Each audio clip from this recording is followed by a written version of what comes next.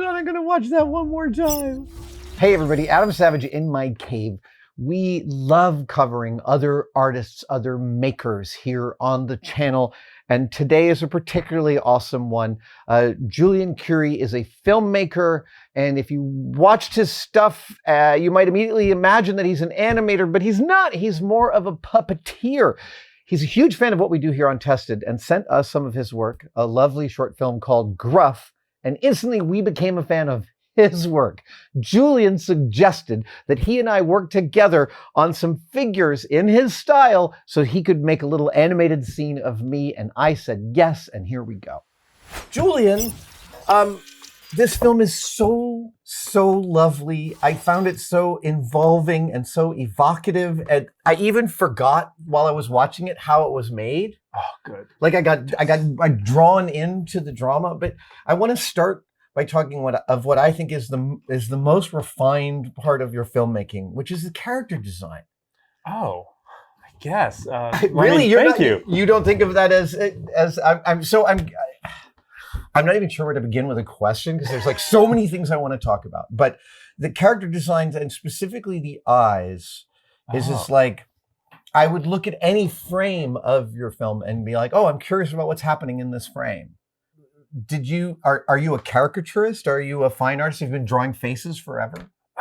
At some point in my life, I did think I was going to be a caricature artist, but then that kind of entailed making fun of how people looked. So they didn't love that. So I abandoned that. There's a little bit of cruelty in caricaturing, isn't there? Yeah. So then I transitioned into painting. I worked in acrylics, kind of went for a more realistic style. I've gotten a handful of commissioned jobs doing portraits for people, dogs' faces, paintings for churches, things like that. So it's really been a while since I've allowed myself to do something that is stylized. Because I came from the live action world in filmmaking. I've been doing live action short films for a while, and it wasn't until the pandemic that I kind of thought, well, I have fine art background and I'm a filmmaker. If you combine those, surely that makes an animator. It does not. But it does enough. I mean, because this is the thing is I was watching the way you lay out your scenes and you lay them out as if you have actors in a physical space. Most of the time stop-mo is proscenium, is often early stop-mo is proscenium based, like a puppet show. Right? You have a static background and you move to another static background. But you're playing around with these big film sets with these characters and you're allowing bokeh to happen. You're allowing lighting drop off. You're getting all this cinematic drama out of a frame that like isn't usually common in stop motion. Yeah, I guess I just wanted to pull that knowledge into this world. I thought if I don't have the means to make this a really technically proficient film, I might as well make it a really beautiful film. And so I certainly like to overcompensate with detail, with color, with texture, with vibrancy. Well, so then experimenting with detail, I am curious how difficult it is for you to get like. So there's one thing to get a face from the front and that I understand this character and I can see them emote, but then you also got her from the side. And I have no doubt that that's the same character. Like how many iterations of these faces and their attitudes did you go through to get the ones that worked for you? See, that's the thing about a professional character designer is they can do this in their sleep. They 100%. Do the turnaround. Yeah, no, I know. I've met some of them. It's crazy. Yeah, like you can draw a ruler across and the nose will be in the exact freaking spot every time. Like the Disney guides for character design. Yeah, that's not me. That's not you. So it's a much more iterative process. It should be. So I just sketch it until I get it right. Right. Frankly, and then when I do, I trace that, pattern it, and I just get to filming. So it's not as precise as it probably should be. But so there are buckets of faces that are almost good enough. Yeah. Okay. Oh yeah. Absolutely. There's one last thing I'll say is that when I first started watching and I had this impression, the framing leads you to believe that it's going to be stop motion and then it's live action. And there's a way in which the live action aspect of it, specifically for me, the folds on the inside of the wrist when one hand goes on another and the folds in the paper that become skin, that's when the whole thing felt like a hug to me as a maker.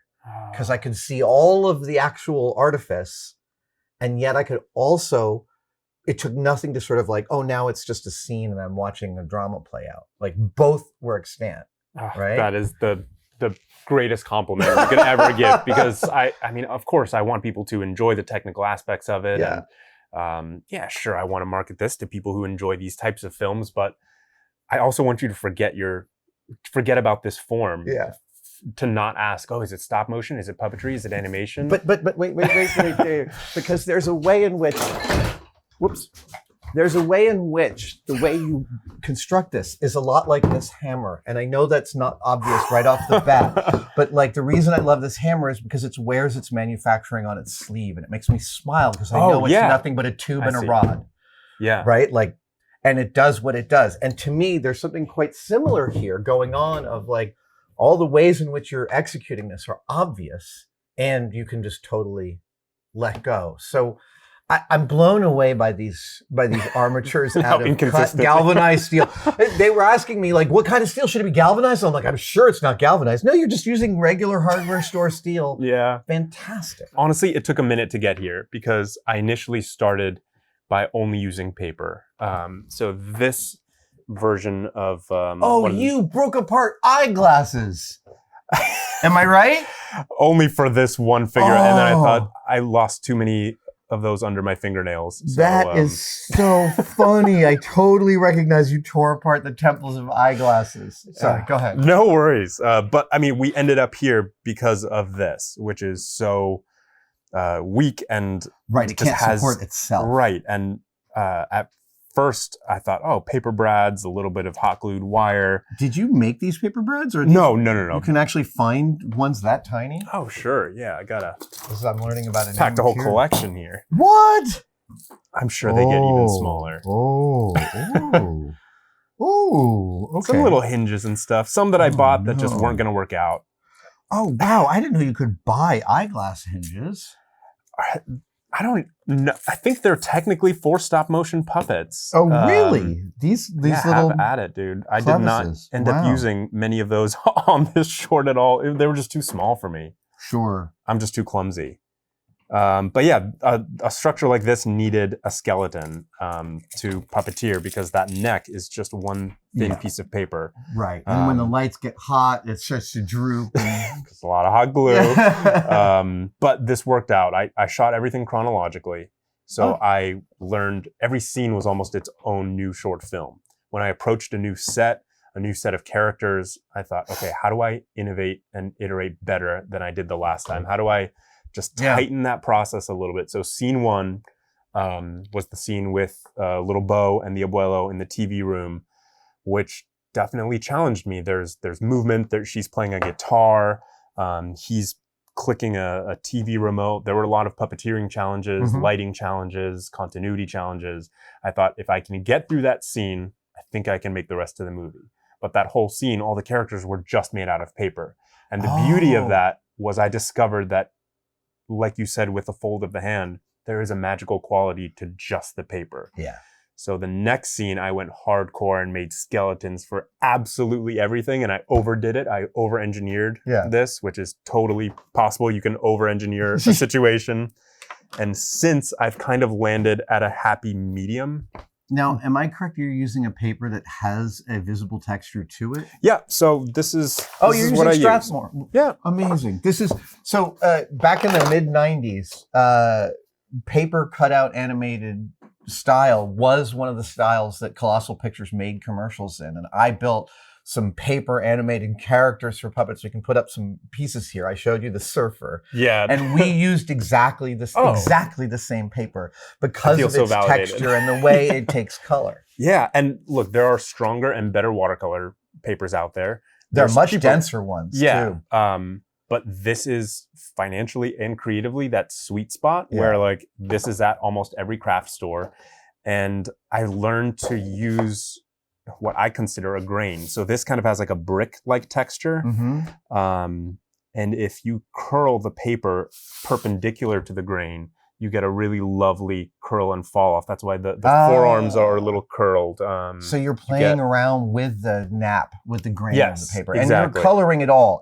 It's all starting out as white and you are adding the color. Pretty much. And then I can use the textured side if I want to for pants like that. It makes for great denim. It does great skin. Yeah, so this side has a much more like that already looks like skin. Look at that. It takes light so beautifully. But you're hitting it with like a pastel or colored pencil? Just a colored pencil, yeah. And just all right, will you walk me through your process? Sure, right, yeah. Let's do it.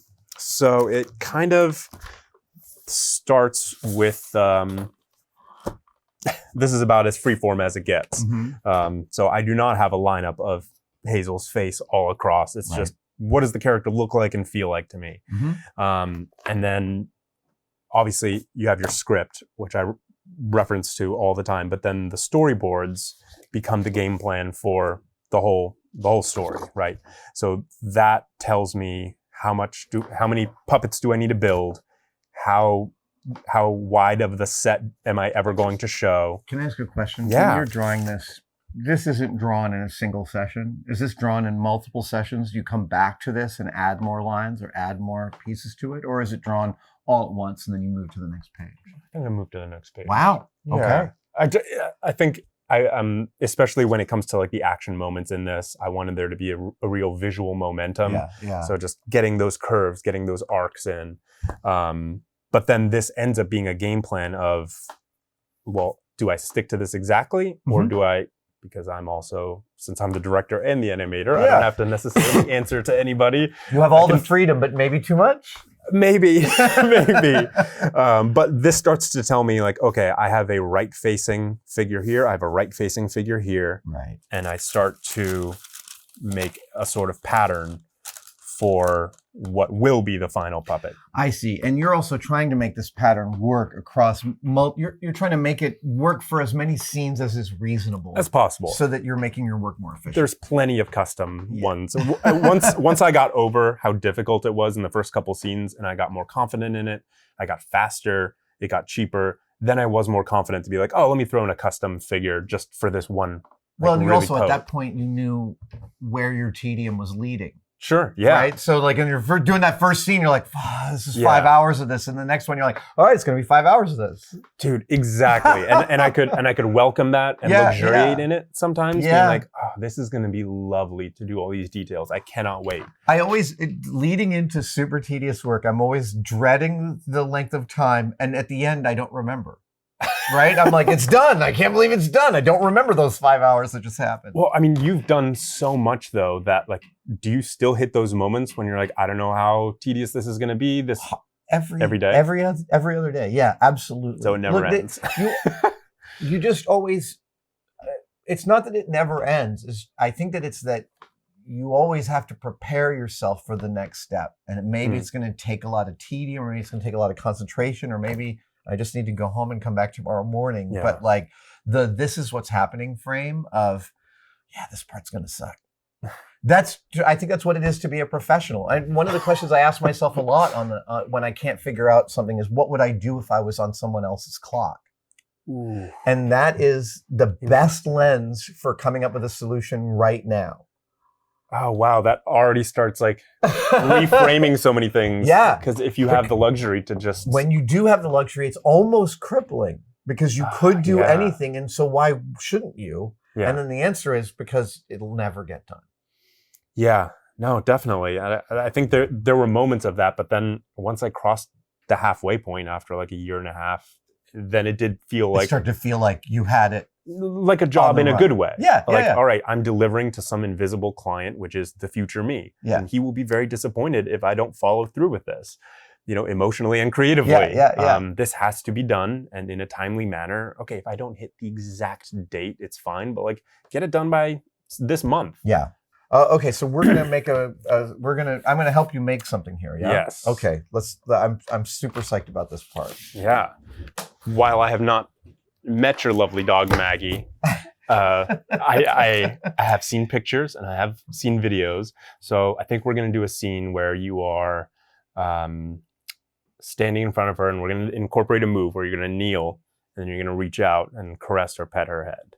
That happens every day. Perfect. So we're gonna have a little mechanical challenge in there, but then this is a good way to explain the kind of design process. So,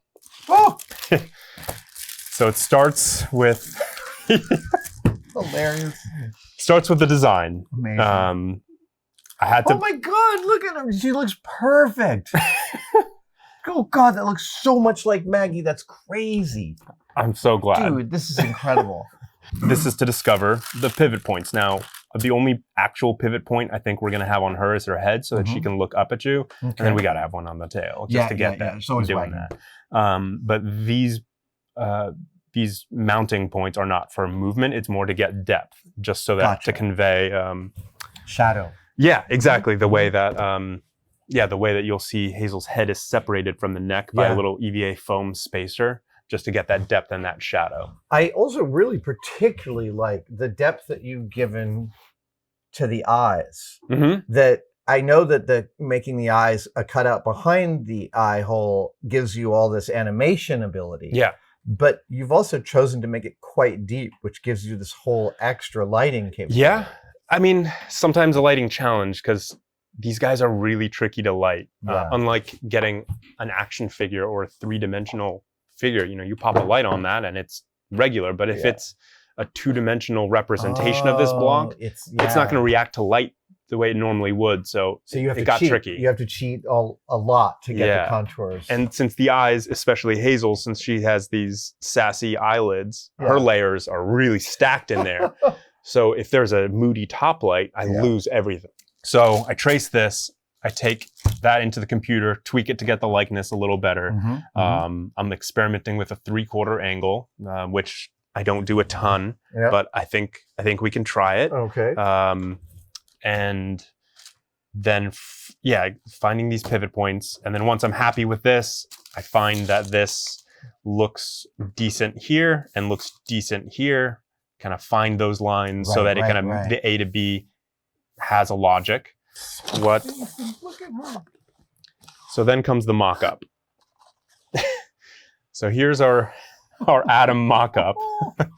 Again, now I'm playing with wrinkles. Now I'm playing with curling the paper a little bit. Oh yeah, you're getting some textural. Yeah. Yeah, now we can already start to see like fall off and shadow, and I can this isn't really puppeteerable, but we can get a sense for, that's a moment. That can work. And then while his back doesn't arch, we can get a little bit of that. He can reach out. And what I like about the paper is that you can curl it and get a little bit of that kind of motion, right? And you'll do that live with a small arm. Yeah. Yep. So this gives us a game plan for all the aesthetic stuff. Gotcha. This is what's going to receive paint. This will get transferred and traced onto a fresh sheet of paper, as will this. Oh, look at that tail bending around. Oh my Again, goodness. just how much fun you can have with curling paper to get that. But that's also exactly what her tail does. That's the coolest part. Oh my gosh. Dude, it's just so awesome to see my Maggie like this. That's crazy. And these are the patterns for the skeletons. This is the skinny and extraterrestrial. Yes. Or extraterrestrial Adam. Wow. I have no idea if this is going to work though. But that kind of seems like the spirit of the show. You're absolutely right. That's 100% the spirit. Again, that's every scene of this movie. I have no idea if it's going to work. Let's try it. But let's do it.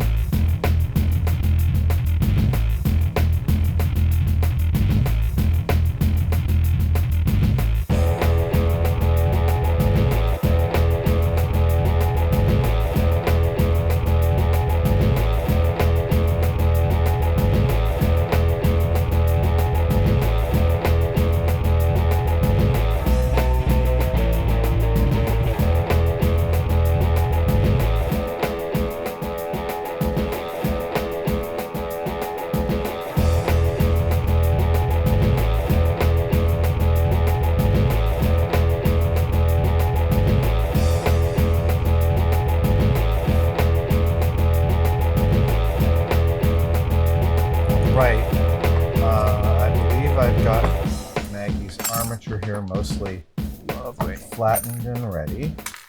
All right, I have moved on to paint. I'm blocking in big sections like the blue jeans, black t-shirt. We'll go in with details, like kind of dry brush to pick up some of that texture. But you wanted me to paint Maggie. Yeah, so we're gonna start with, so Maggie's all patterned out here. Yeah. She's so what cute. What I found in this rendering, yeah, get my painty hands on her, it really is just like painting a three-dimensional prop. There's a base coat, and then you just kind of bring it up with tones and layers and layers. All right. And then the final touch is really just working in those little white streaks with a manicure brush, and or a white gel pen, to really bring up that highlight. For a lot of more organic tones and textures within this paper stuff, I like to use alcohol-based markers. Oh, lovely. It's just like a number I can count on. Because if I'm mixing, to get human skin tone, as I'm sure you know, like it's impossible. There's green in there, there's red, there's all sorts of other You're colors. never going to get the same color twice. So I like to just have literally a code that I can go by. So I found that a good base for Maggie is brick beige. Okay. But I'm not doing a fully uniform coat of brick beige. Is that right? You will. Oh, okay, great. You will. So that's the start. I'm gonna put the rendering in front of you. The only place I don't want you to do it is that inner ear, because we're gonna leave that for some pink. The inner ear here. Yeah. Okay. But everything else gets the. Yeah.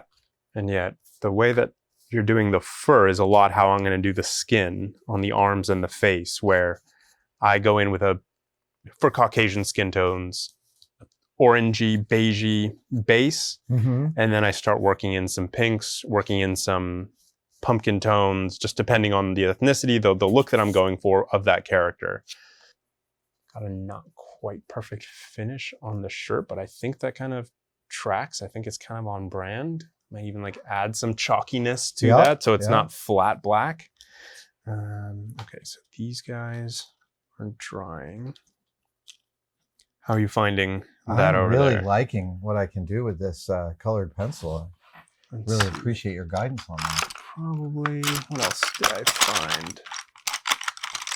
Oh, this light tan kind of give you some new values as well. I'm just going to go in and do some dimensionality, right? Yeah. Another thing I like to do with these armatures is start to introduce a little bit of depth into it. So instead of this being such a flat shape, I can start to work in a little bit of a torso. Right, a little bit of actual compound. Yeah. Set the neck and shoulders back and then curl it back in. Obviously, this whole metal thing is a bit extreme for the recreational puppeteer or, paper craft enthusiast. Like that sample paper pattern that I showed you, that's plenty to like get started and experiment with. Well, I'm like, curious. We're going if far. you thought about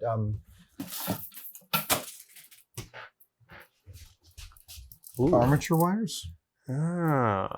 So it's so these soft. are made for the inside of clay armatures, but these may provide you a much more adjustable, muckable with for a framework. Yeah. So after this video, this system will be outdated. And I will have moved on. No, it's honestly looking at the backs of some of those puppets. Like I said, it just changed scene to scene. I was even messing around with Warblood thermoplastic a little bit. I can totally imagine. I remember fondly working on those paper puppet commercials from the 90s, because when you're sitting there with your professional colleagues for days and days and days doing this, you tell all sorts of crazy stories, Yeah. Like a lot of my model making history is just remembering the crazy tales that came out of sitting there doing tedious crap for days on end. People, all of a sudden someone would be like, everyone share your worst date. And then I like that. I like that. It helps the time really pass. Horrendous, marvelous stories here.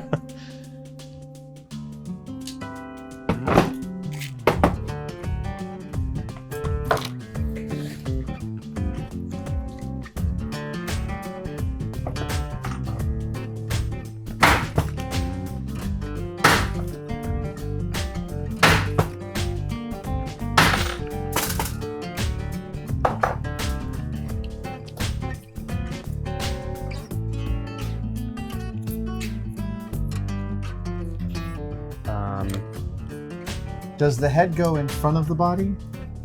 Yes. Great. Yes. Please get out. good. Let me whip up a quick neck here just so we can do a little face reveal. Very fast.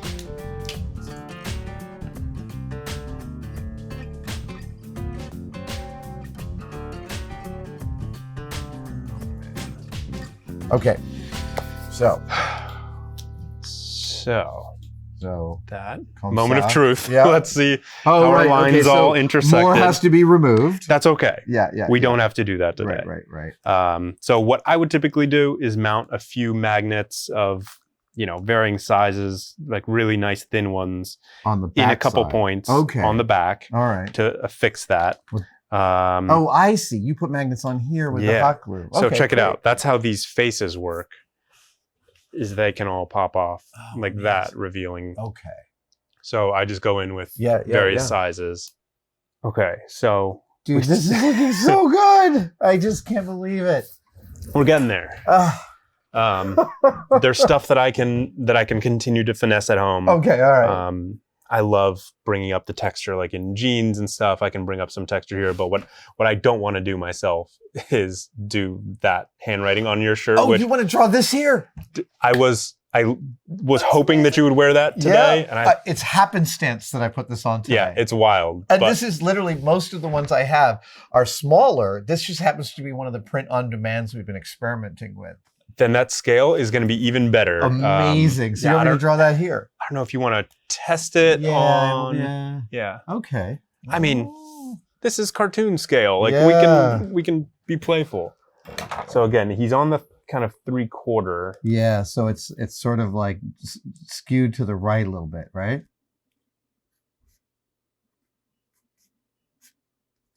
That looks so good, dude. That looks so good. And I like how it's bolder, it's a Superman size, Oh my God. I can't believe it. Look at that with the tat. This just makes me so happy. Yeah. Incredible. So I worked a little on the side. Okay. I wanted to make sure I had your likeness down. Obviously, Maggie, we're in progress there. Yeah. So I wanted to show this to you. I know your shoes are very important to you, and your glasses are very iconic. So I wanted to make sure I got those right. So I want to oh my gosh. check that out. That's so funny. I was curious how my head would fit into your blockhead aesthetic. Gruffified, if you will. Yeah. Oh my gosh, that's so funny. Amazing. And the little, oh my God, I love that you've done IP-free Mars yards. That is just insane. Why not? Dude. Actually, I've cheated out on doing shoes. There's hardly any feet or shoes in Gruff. By the time I'm to that point, I'm so done. Yeah. Just cover the foot in gaff tape. So this was a really fun challenge. I've never done feet before. And then glasses. Dude. It was fun. That's hilarious. And I also like that you didn't go clear. You went just ever so slight amount of texture on. You got to know it's there. Yeah. It's kind of like you were saying, showing the seams, showing the materials a little bit. Wow. And that's just like kind of the clear inserts for a binder chopped up. I'll tell, like I said to you when we were first talking about this, how visible the process is while watching your film is like a hug to the audience to me, in the same way that hammer is. And even still, I was looking forward to seeing what efficiencies I would learn from you in your Armature setup. And I just think it's so straightforward. I'm really like happily impressed, and I can't wait to see what you're doing in a year. Dude, I'm so honored to be here, to be in this space. I watch tested while I'm working, so this is fantastic.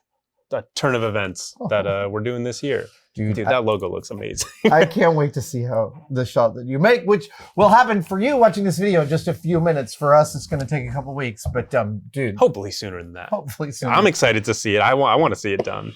Oh man, amazing. Okay, here we are. The film is done. Julian took the puppets that I helped him on here, took them back to his studio, did a ton more work to make them look awesome. Apparently, there were some moves in this film that required 4 puppeteers at once. which is a problem because Julian only has him and his wife. So apparently each of them was doing the work of 2 puppeteers. Let's see what they made. Okay, here we go. Sounds right.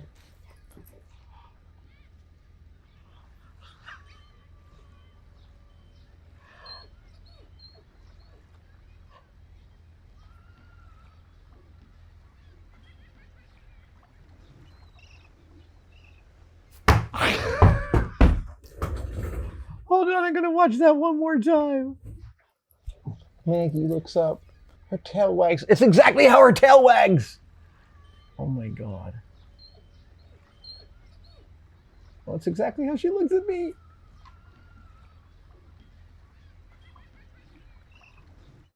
Dude.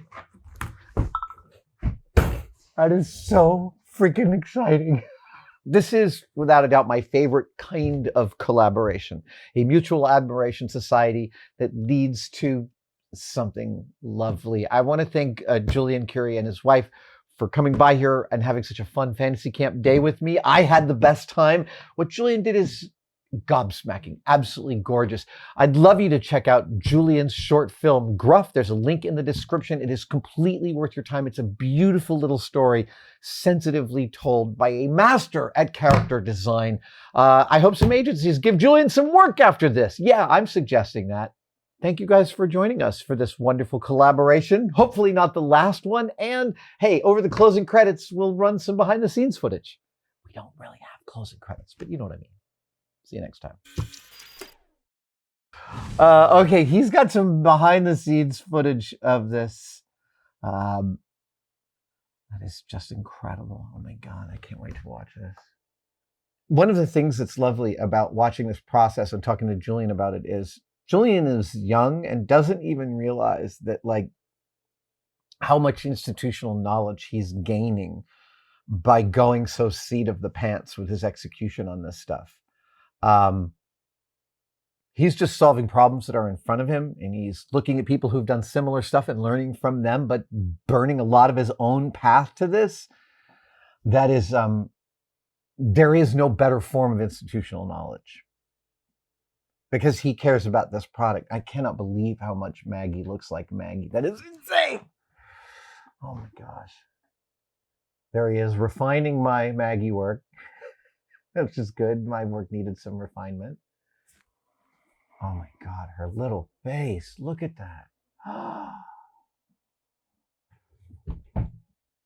I will say his knowledge of what makes a character pop is pretty impressive. Oh my God. And I love Maggie, and it's like this is like dog ownership exquisite feeling because I love my dog so much, and here I get to love her in this totally different way. All right, he's putting some indigo on my blue jeans. I love the fact that I accidentally wore exactly the shirt that Julian had planned for me to wear in the video. Oh yeah, no, he's dirtying up the jeans. That makes sense. That's that's accurate. Wow. I love that he's picking up the edge details here. It's very subtle, but boy, does it make a difference. Those little subtle things that show a little bit of shade. Take note for your weathering techniques. How little Julian does and how much he gets out of it. Getting my shoes a little... Oh my gosh, look at her little collar. Oh, he's using my favorite tweezers.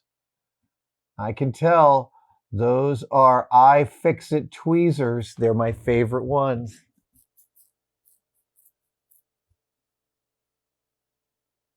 Yeah.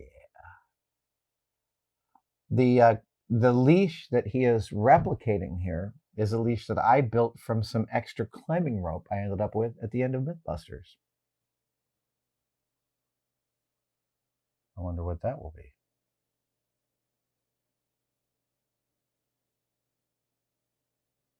I can see he likes the alcohol markers.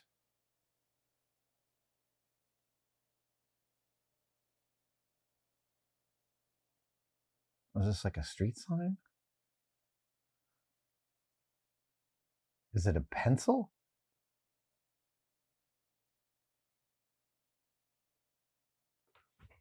Could it be a pencil in my pocket? It is a pencil in my pocket. It is a Sharpwriter number 2, man. Crazy.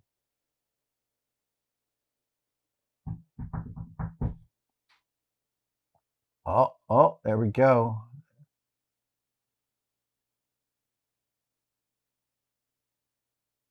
Oh my gosh, she's giving me a wedding ring. Crazy.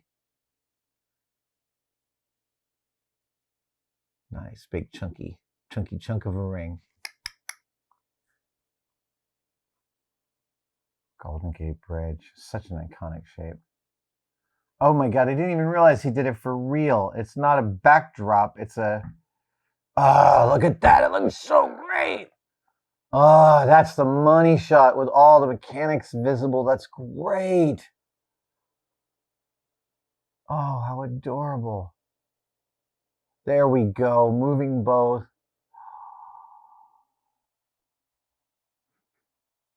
Oh, I gotcha. I see your black velvet covered rods, and there's your puppeteering, right? Wow.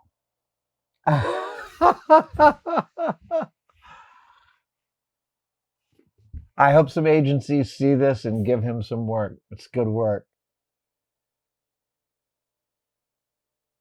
There we go. Look at that. 3 hands.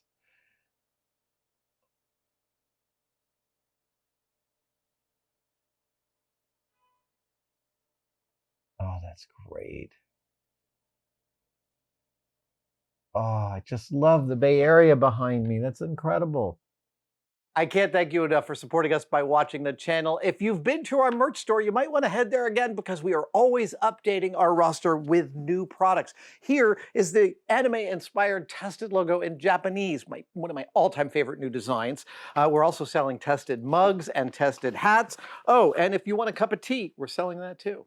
Tested-store.com. Tested-store.com.